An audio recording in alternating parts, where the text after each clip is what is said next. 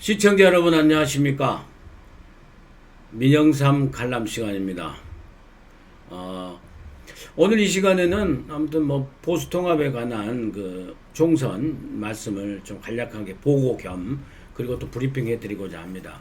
그리고 우리 그 민영삼 관람 제 신상에 관련해서도 사실은 그 혁신 보수통합 추진위원회로 가서 이제 그게 통합신당으로 가는 길입니다. 그렇게 해서 아무래도 그 보수 통합의 정치적 현장에서의 활동을 이제 시간을 많이 내야 되기 때문에 여러분의 사랑을 정말 하루에 한 번 이상은 꼭 찾아뵈면서 사랑을 듬뿍 받았는데요.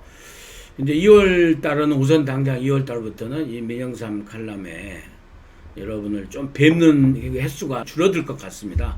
그래서 아무튼 되도록이면은 그리고 큰 현안이 있으면은 바로바로 찾아와서 여러분들을 뵙고 현안을 말씀드리고자 합니다. 그래서 아무리 안 해도 일주일에 그래도 꼭 그 1, 2회 이상은 여러분들 찾아뵙도록 할 겁니다. 그리고 이제 당분간은 누가 뭐라 어떤 방해 책동이 들어와도 저는 민주평화당을 탈당해서 정말 그 아버님 고향이 제가 영암이고 저는 목포에서 태어났습니다. 그래서 정말 호남이 고향인 제가 30여 년의 현장 생활을 마치고 어찌됐건 보수통합의 길로 이렇게 몸을 싣고 대한민국을 바로 세우고자 하는 문재인 정권을 심판하고자 하는 여러분과 뜻을 함께 하는데 저는 추호도 흔들림이 없이 그 길을 가도록 하겠습니다. 자, 그리고 이제 그 지난 1월 31일입니다. 31일 오후 2시에 대한민국 국회 의원회관 소회의실에서 혁신통합 추진회의 1차 국민보고대회를 하기로 했습니다. 거기서 어찌됐건 한교안 한국당 대표 그리고 하태경 새 보수당 그 책임 공동대표라고 하더라고요. 대표가 중심으로 와서 주로 인사를 했고, 그 다음에 국민의당에서 그리고 전직 장관을 지낸 김용환 전 장관, 전 의원, 그리고 문병호 안철수 의원의 비서실장 했고, 인천 부평에서 인천에서 국회의원 2번 한 국민의당 전 최고위원 문병호 의원도 참여했고요. 그리고 이제 시민단체 탈원전 반대하는 시민단체를 비롯한 또 그리고 교육 관련 단체 그리고 청년 단체에서 350여 개의 시민단체하고 그 다음에 꾸준히 정말 제야 언로로서 일관성 있게 그쪽 역정을 걸어오신 그 장기표 선생도 국민 소리의 방송 그들과 함께 다시 또 참여하고 또 18대 때 성북에서 국회의원을 했던 전 새누리당 의원 정태근 의원도 참여하고 불초 민영삼도 참여해서 소개를 받았습니다. 그래서 어찌됐건 유승민 의원이 안 와가지고 일부 언론에서는 상당히 많이 지금 그 보수통합이 제대로 안 이루어지고 그러지 않냐면 우려도 하고 또 사실 어용 언론 그리고 관제 언론에서는 꼭 이 부분만 그냥 크게 보도하는 그런 상황에서 저도 사실 안타깝고 여러분들도 굉장히 안타까우시리라고 생각을 합니다. 그렇지만은 제가 판단하기에는 그리고 제가 단호히 여러분께 보고 드릴 수 있는 것은 어찌됐건 4월 15일 날 문재인 정권을 심판하고 대한민국을 바로 세우기 위해서는 이 보수 세력이 대통합이든 중통합이든 소통합이든 이루어져야 되고 또 반드시 소기의 성과를 낼 수 있다. 저는 그렇게 여러분들께 확실하게 보고를 드립니다. 그리고 저도 거기서 미력한 힘이나 함께 한다는 거고요. 그런데 우리가 꼭 그 관제 어용 언론을 떠나서 객관적으로 보더라도 유승민 의원이 있는 유승민 세력, 흔히 말하는 유승민 세력이 상당히 와야만이 이 보수 통합이 이제 완결되는 그런 측면이 있습니다. 그래서 지금 유승민 의원과 한교안 대표하고의 이제 그 단판 승부가 사실 며칠 내로 이루어지면서 남아 있다고 봅니다.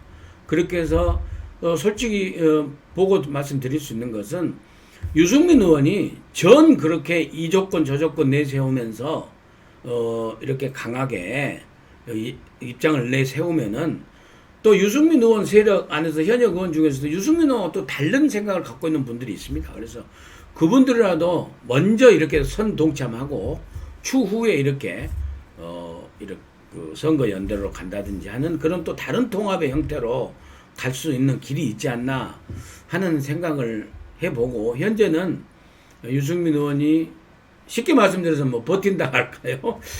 그리고 뭐 고집 세운다 할까요? 그런 상황 속에서 한교안 대표하고의 그 단판 승부가 남아있다. 그렇게 일단은 말씀드릴 수 있겠습니다. 근데 많은 분들이 솔직히 그렇습니다. 유승민 의원 정말 어지간히 하고 좀 이렇게 참여해야지 왜 그러냐. 차라리 유승민 빼고 가자. 그래서 우리가 소통합이라도 하자. 지금 다 왔지 않느냐. 범중도 세력까지도 많이 오고, 정말 평화당, 국민의당에서도 다 최고위원 지도부로 했던 사람들도 오고 하는데 이렇게 가자.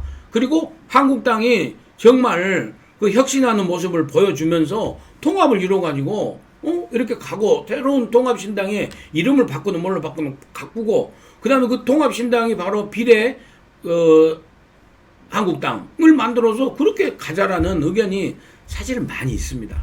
근데 그럼에도 불구하고 한교안 대표가 계속 유승민 의원을 쪽을 설득하고 하는 것은 유승민 의원이 갖고 있는 중도 세력의 그 지지표라고 할까요? 특히 수도권에서의 그 유승민 의원 지지표를 얘기하는 겁니다.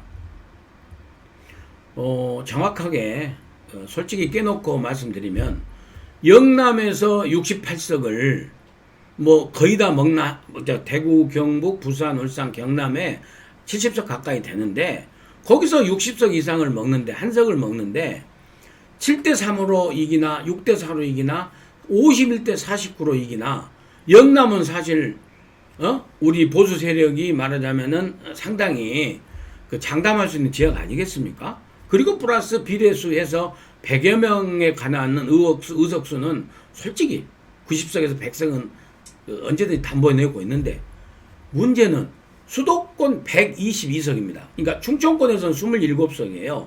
27석이고 강원도에서는 한 8석인가 이렇게 되고 그렇게 하는데, 충청 강원권에서도 상당히 문재인 정부의 너무나 실정에 대해서, 폭정에 대해서 실망하고 비판하고, 특히 조국 사태를 기점으로 해가지고 또 윤석열 죽이기 이렇게 앞장서는 문재인 정부, 문재인 대통령, 추미애 법무장관 이렇게 보면서 민심이 확실히 돌아선 것만 사실입니다. 그렇지만 문제는 수도권 122군데 중에서 이 중도층을 잡아야 된 거거든요. 그래서 한교안 대표가 자꾸 이제 얘기를 이 수도권의 중도표 때문에 유승민 의원을 되도록이면 껴안으려고 이렇게 지금 설득을 거듭하고 있는 상황입니다. 그 수도권이 같은 경우에는요, 지난 19대 때 수도권 중에서 5% 이내로 1등하고 2등이 1등하고 2등 사이에 5% 이내 지역이 120군데 중에서 29군데였습니다. 19대 총선에서는. 그리고 20대 총선에서는 31군데였어요. 그러니까 20대 총선은 바로 지금 20대 총선에서 한국당하고 민주당하고 그 다음에 안철수의 국민의당 이 3파전을 했지 않습니까? 이 3파전을 했는데 수도권에서 5% 이내로 된 데가 31군데나 됩니다. 이걸 갖다가 민주당이 다 먹었지 않습니까? 그래서 민주당이 수도권에서 79석이에요. 호남은 국민의당이 짝설었고 안철수에. 그리고 3% 이내 3% 이내로 1, 2등이 가는 지역을 보면요, 3% 이내로 민주당이 수도권에서 1등을 먹은 지역이 17군데나 됩니다. 그러면은 거꾸로 얘기해서 한국당이 17군데를 수도권에서 이겼으면은요, 20대 국회에서 한국당이 단연코 1등이에요. 한국당이 140석이 되고 민주당이 85석이나 그렇게 되는 거예요. 그러면 문희상 국회의장이 나타날 리가 없는 겁니다. 19대 때도 마찬가지입니다. 19대 때는 3% 조금인가 19군데였거든요. 이런 이제 통계적 수치를 이렇게 보면, 물론 이게 꼭 다 뭐 유승민이 표라고는 생각하지 않습니다만은 흐름 자체가 유승민의 전국적인 지지도가 대통령 선거 때 유승민이 6.8%가 얻었지 않습니까? 근데 이 국민의당이 얻은 표 그리고 이 각종 여론조사에서 나오는 지금 유승민의 그 대권 후보로서 지지하는 또 유승민이 속해 있는 새 보수당을 지지하는 한 3% 4% 이게 수도권에 몰려 있고 수도권의 젊은층이고 중도층이란 말입니다. 정치 상황으로 보면은 그랬을 때 수도권에서 지난주 갤럽 조사에서 1월 마지막 주 갤럽 조사에서 아직 그 지지정당 없다라는 중도층이 33%가 나왔다는 거 아닙니까? 전국적으로. 그럼 수도권에서도 상당한 숫자가 있을 거란 말입니다. 그 숫자를 민주당으로 못 가게 하자 이거죠. 그래야만이 한국당이 일당이 되고 더 나아가서는 과반이 될 수 있다. 그런 생각합니다. 지금 이 122곳 중에서 민주당이 79곳 그리고 한국당이 지금 한 30여 곳밖에 안 됩니다. 그리고 무소속 있고 타정당 있고요. 37세인가 그렇게 되죠.